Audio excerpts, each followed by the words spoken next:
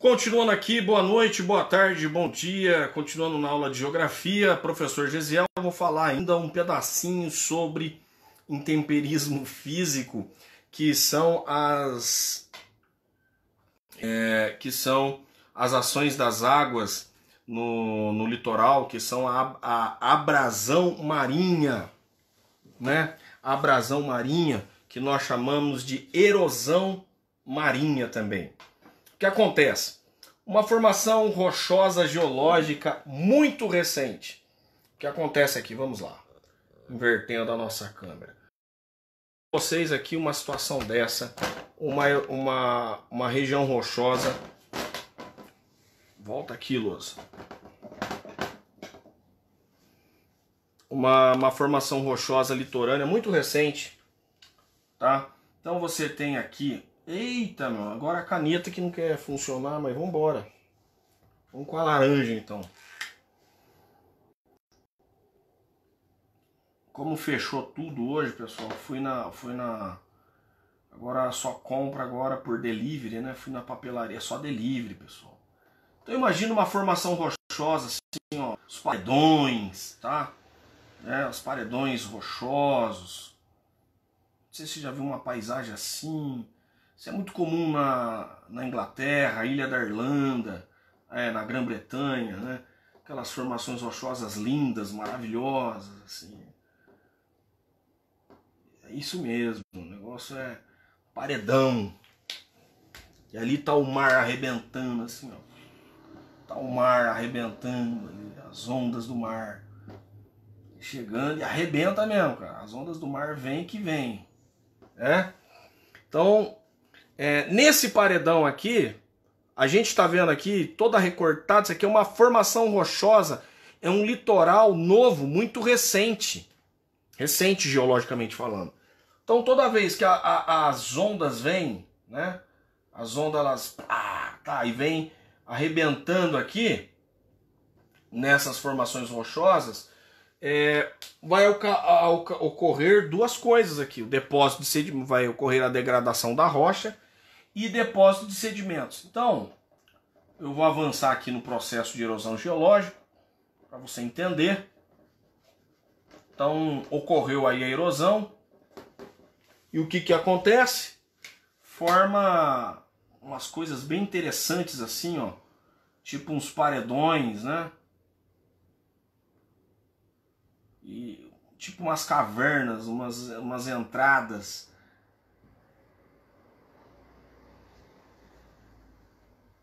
Tô tentando desenhar 3D, hein, pessoal, pra vocês entenderem aí o que eu tô fazendo, hein. E aí lá no fundo ainda tem uma outra parte de rocha ainda que precisa ser erodida. Então, é bem interessante isso aqui. Bem interessante. Então ele causa a destruição das rochas na parte de cima e vai escavando por debaixo. Até de repente a ação física fazer o seu trabalho, isso aqui desmoronar tudo também. E cai, vai formando.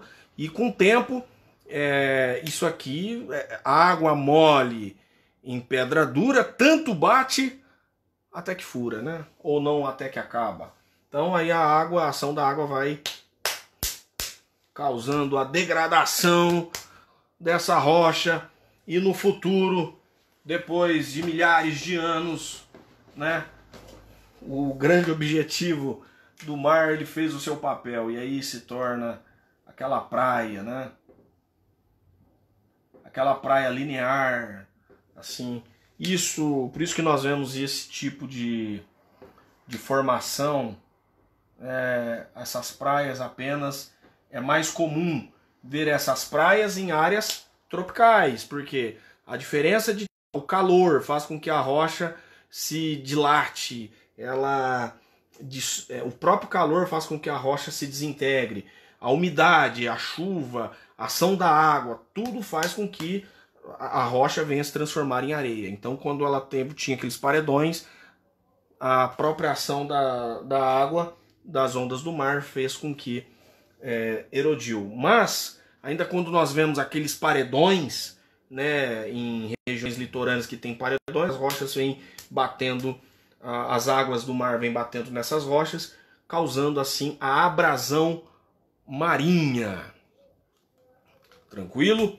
Bom, daí nós vamos continuar a falar sobre o tipo de erosão e vai causando sobre as rochas. E aí nós temos os tipos de solos. Solos mais jovens, solos mais antigos, né? Estruturas rochosas ou camadas de solo mais jovem, camadas de solo mais antigo. E aí, pessoal, eu vou apelar aqui para o livro de novo. Eu poderia até desenhar, mas eu não vou ter tanto recurso para... Eu não vou ter recurso de caneta, porque minhas canetas estão acabando a cor aqui. Tô lutando aqui com as cores das canetas. Então é melhor... Eu vou pegar o exemplo do livro, que eu estou trabalhando com geografia. Acompanhe aqui comigo.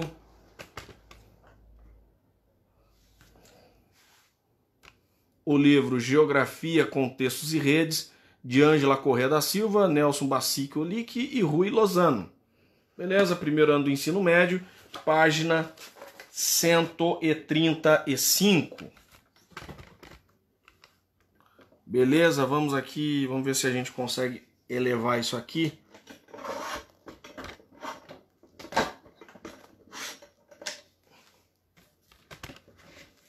Para facilitar e melhorar a visualização de quem nos assiste.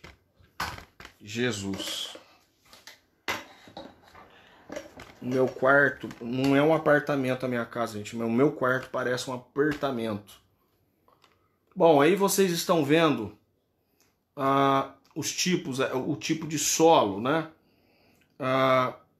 Eu vou colocar, já vou deixar no texto aqui então, já que a qualidade ficou boa, eu acho.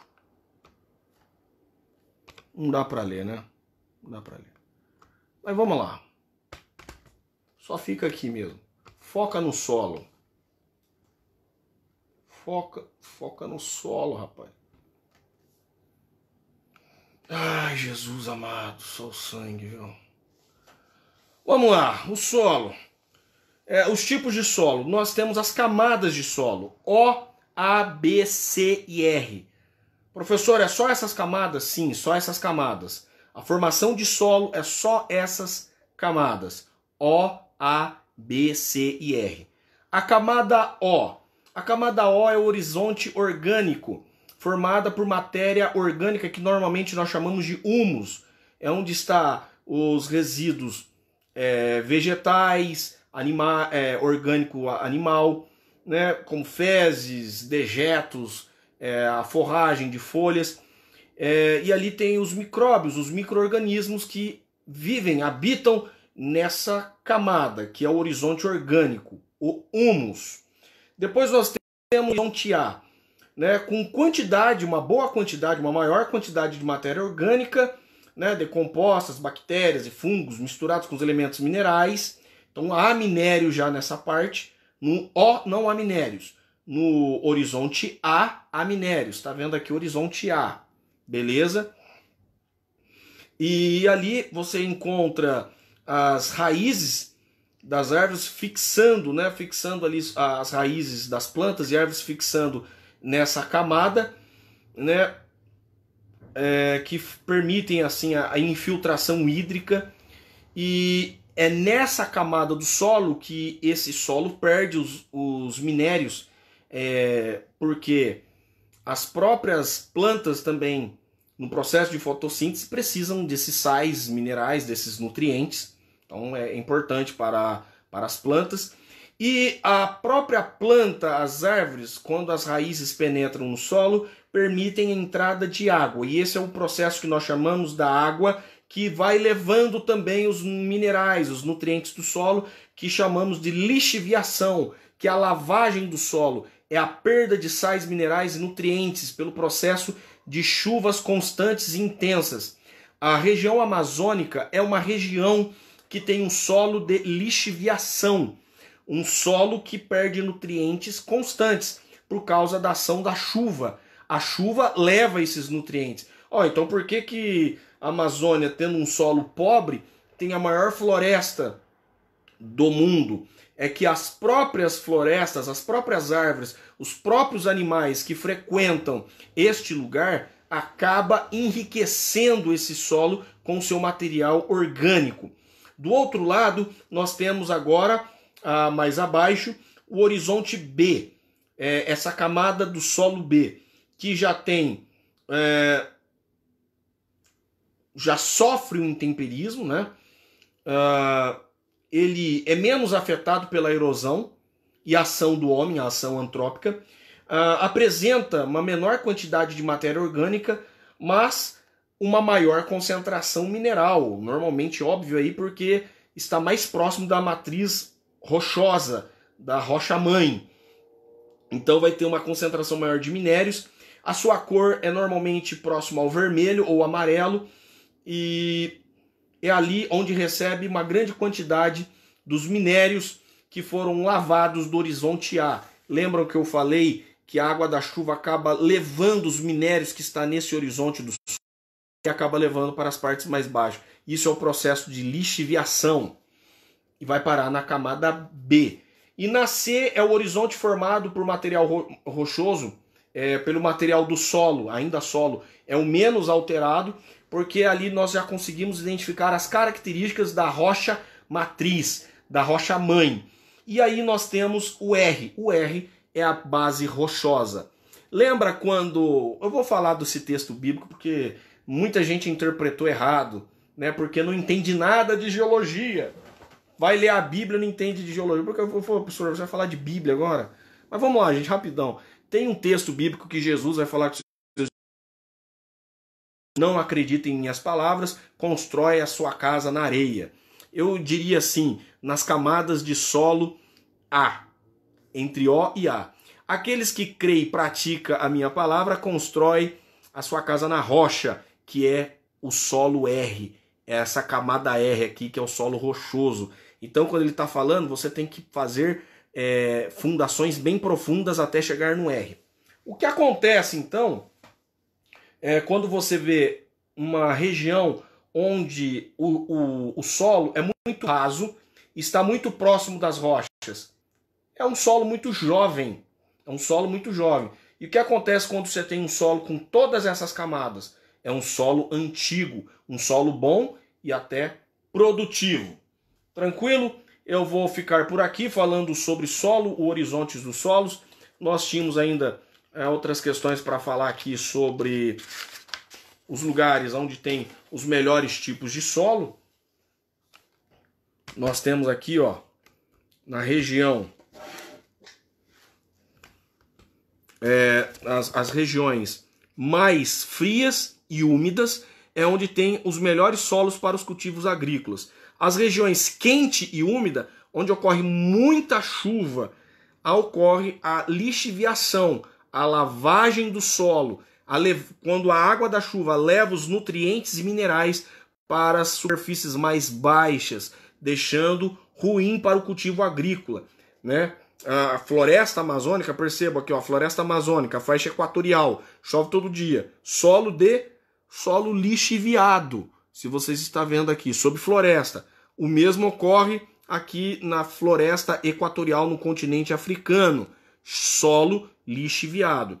Nas regiões onde tem as áreas frias e úmidas, nós temos o solo podizólico e pardo, que é onde ocorre no verão um período quente, mais chuvoso. Nós temos assim um solo melhor para o cultivo. Aí nós temos no inverno, devido à camada de gelo que cobre o solo, ele acaba protegendo o solo e a recuperação desse solo. É ótimo para o cultivo agrícola nos solos temperados, que nós chamamos das regiões temperadas, as regiões de latitudes médias. E as latitudes mais altas, que estão mais próximas aos polos, e aí é onde praticamente a maior parte do ano fica coberto por gelo e já não é tão favorável assim para o cultivo agrícola. Então a gente fala assim, o Brasil é um país de celeiro agrícola. O Brasil é um país com grande extensão territorial que recebe investimento de correções de solo para o cultivo agrícola, mas um dos melhores solos para o cultivo agrícola continua sendo na Europa, América do Norte. Tá? Eu sei que tem muita gente que não vai detestar o que eu disse. Falou, professor, o senhor falou que o solo da Amazônia é pobre e que as regiões temperadas, as regiões de climas mais frios, são as regiões que possuem os melhores cultivos agrícolas. Eu vou mais além ainda. As regiões da Caatinga brasileira é a região que tem um solo mais rico, pois assim, lá, se eu tiver uma irrigação adequada, eu consigo aproveitar os nutrientes minerais que estão naquele solo, porque é um solo rico em minérios. Por quê? Porque não chove. A mesma técnica agrícola que os israelenses fizeram no deserto de Negev, já ouvi várias promessas de campanha que iria fazer na Caatinga. Porque se investir na Caatinga, nós teremos sim um verdadeiro celeiro agrícola em pleno sertão nordestino, porque é o solo mais rico, muito mais rico que o solo do Cerrado, muito mais rico que o solo da Amazônia e até mesmo sul e sudeste do Brasil. Beleza? Terminando por aí, é claro que um solo também muito seco, onde ocorre chuva e depois ocorre uma escassez hídrica muito grande, esse solo também fica ácido demais e com a grande quantidade de sol, é claro que eu vou precisar fazer correções nesse solo. Ok? Tudo sobre solo você entendeu? Né? Um solo com mais camadas, que tem todas as camadas O, A, B, C até o R, é um solo antigo. Um solo que tem apenas as camadas R, C e B é um solo muito novo, uma região nova. Tá? Um forte abraço, fiquem com Deus e bons estudos.